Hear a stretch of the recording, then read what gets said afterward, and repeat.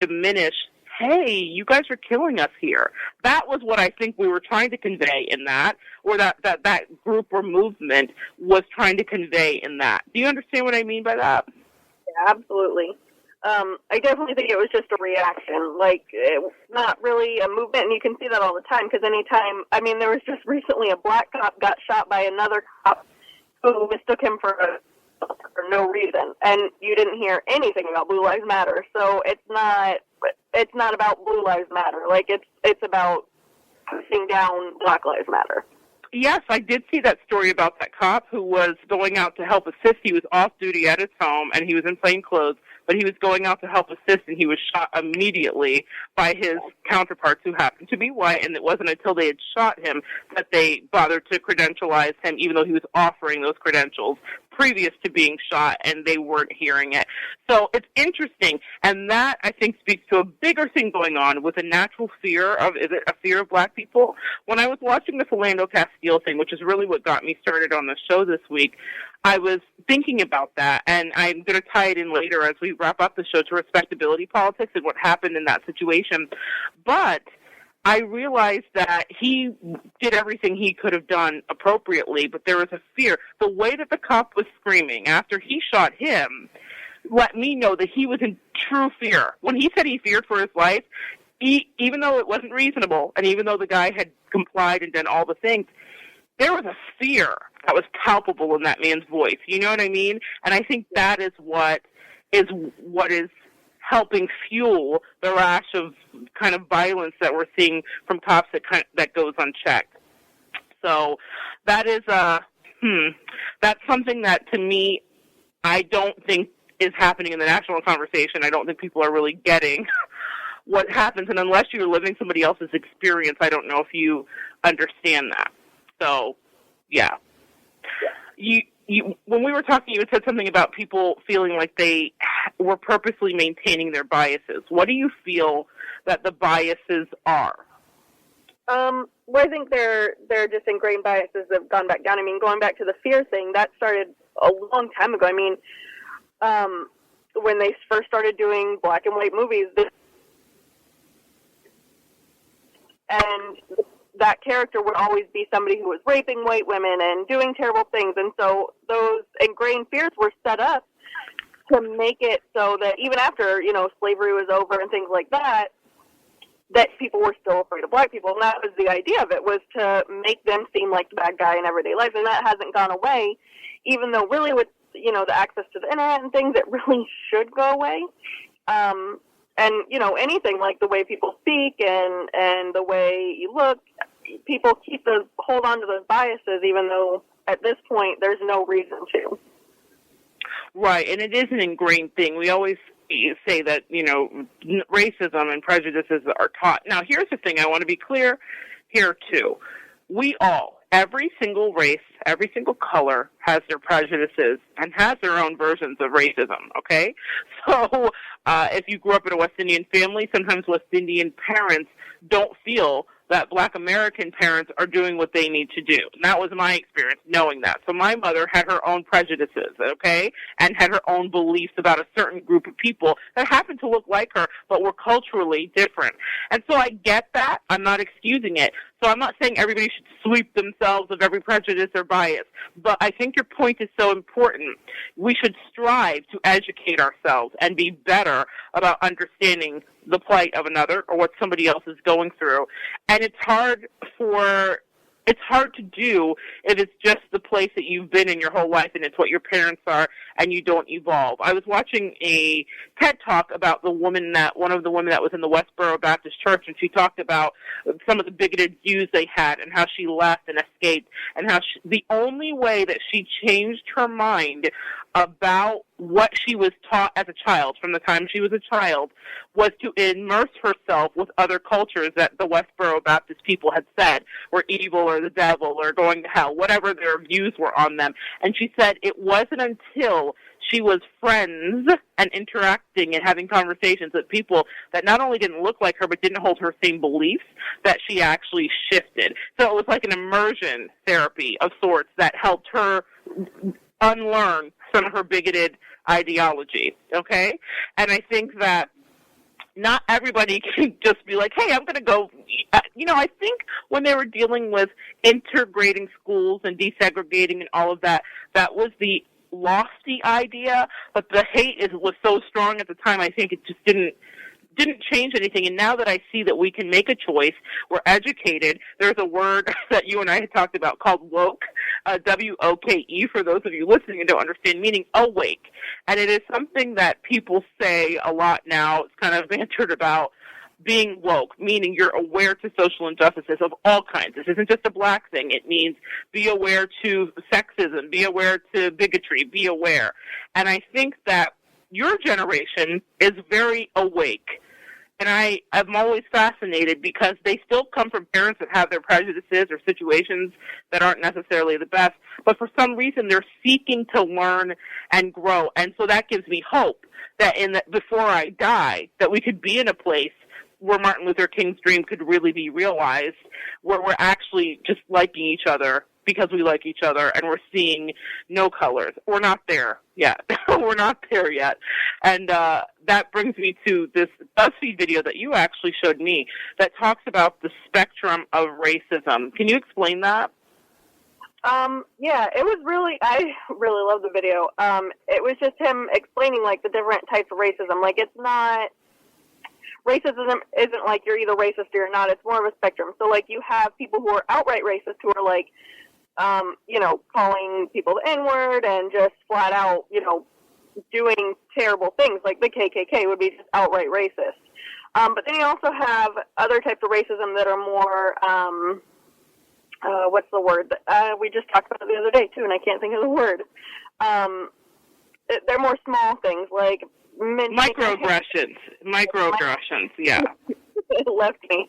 Yeah, they're more microaggressions, little things like maybe seeing somebody's name on a job application and then not reading it as well as you should, or, following somebody around a store, and it just kind of changes and then it goes down. So it's not like racist or not racist. It's a spectrum that we all have to continue to work on to get lower on that spectrum. So do you think that people can change their ingrained mindset about race? Do you think that's even possible? Yeah, absolutely. I mean, it's not, nobody's asking you to, like, wake up one morning and just change the way you've thought your whole life or the way you've been taught your whole life. But you have access to the internet. Every book you could ever want is on there. All sorts of articles by people smarter than you, by people who have degrees are on there. There's no reason that you can't start researching and start meeting other people that maybe you've had those biases towards, whether they be black or, gay or any of those things, and learn that maybe your biases are not correct. So I think that it takes a lot of work to not lose those biases at this point. So I really do feel like if people are still racist or anything is sexist, homophobic, that you really have to try to continue to be those things at this point. That's a brilliant point to me as well, because you're right. We are in the age of information. We literally have anything we could want to know at our fingertips via Siri, via Alexas, via Google.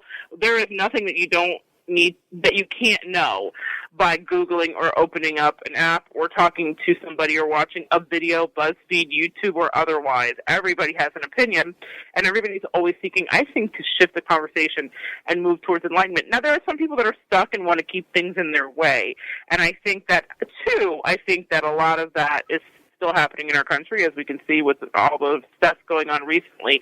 And that's not so much even about racism, that's just about, or maybe it is, I don't know, but there's about a way of wanting to keep things as the status quo and what was comfortable. I heard a lot during the elections of people saying, like, we're angry or white people are angry. This is what, was being said as people were polling and not understanding what was going on. They said they felt like their country was leaving them. They wanted to go back to what it was. And I think about what it was, and I'm like, the time when no one had any rights but white people? That's fascinating. That's when you wanted it to go back to? Okay. That was a reality check for me, because I'm super patriotic, Vena. As you know, I love my country, and I was like, what's going on here? Well, I love this country, and I'm lucky because I grew up in the 80s, and so things were shifting. Things weren't perfect, but they were shifting. I experienced tons of racism where I grew up, but I always felt hopeful, and I always felt like if I could excel, and I did the respectability politics, which I'll talk about later, that my mom taught me, I thought, well, maybe I'll get ahead. I didn't realize that we still had a long way to go. And it's funny because you talked about the microaggressions, which is a great segue. The microaggressions, how do you think that we can deal with microaggressions from both sides? And before you answer, I want to explain to people, Dina touched on it a little bit, but microaggressions are the tiny things that happen. They're the tiny, tiny things that happen. It may not be someone outright calling you a expletive, racist word, but it is someone doing small, tiny things, like Dana explained about reading a job application. And she'd also talked to me, off the record here a little bit, just about the process of that. There was a study done about, what were you saying about the sending in the job applications was a black name or a perceived black name versus a white name and the higher rate? Yeah, I think they did, it was like 50 or 100 applications, and they were the exact same applications, but they'd send one with a name that sounded, black and one with a white name, John Smith or something. And they'd send one of each applications to all sorts of different places that were hiring, and the one with, John Smith was more likely to get a call back, even though the resumes were identical other than the name. Okay. Perfect. So there you guys go. This is a thing that happens, and it has happened all the time. And that ties into respectability politics, too, because what black people do is try to police themselves, and they'll say, if you don't act, talk, or sound like this, life will be better for you, but that is not always the truth, and again, we'll get into that. So in regards to the microaggressions, do you feel like it can be dealt with from both sides? Because as a black person, I'll say, it's hard sometimes to correct the microaggression as it's happening. You understand it's happening, and you know that your place is to just kind of sit back and be quiet about it. That's the perception, or that's the feeling. Now people are speaking out. Now people are correcting their friends of all colors and saying, hey, that's not cool to say. But from your perspective as a white person, how do you think that microaggressions should be handled? That's a tough one. I think it really depends on the situation. Like, I handle things differently at work than I would at home if somebody says something like that. Right. But I think we should still be calling it out. But I guess I feel like black people shouldn't carry the burden of having to call that out because it's not their fault that it's happening. So and in general, like, it shouldn't be people of color in general. It shouldn't be their job to educate us. You should be doing that on your own. And so for me, I prefer if, like, I call it out to another white person than make, somebody who's the microaggression is happening towards feel uncomfortable and not know what to say because, they don't want to get in trouble for speaking up and, mm-hmm. because it's already harder on them anyways. Mm-hmm. But they need to be called out. This is why I call you a social justice warrior in my heart, because, guys, listeners, Vena, I've seen her call it out to people, black, white, whatever. If she feels like something is wrong, she speaks up, and that is what I think is really being an activist. That's what I think really being an activist is about. Because sometimes we notice things happening, all of us notice things happening on all levels of life, not just dealing with race.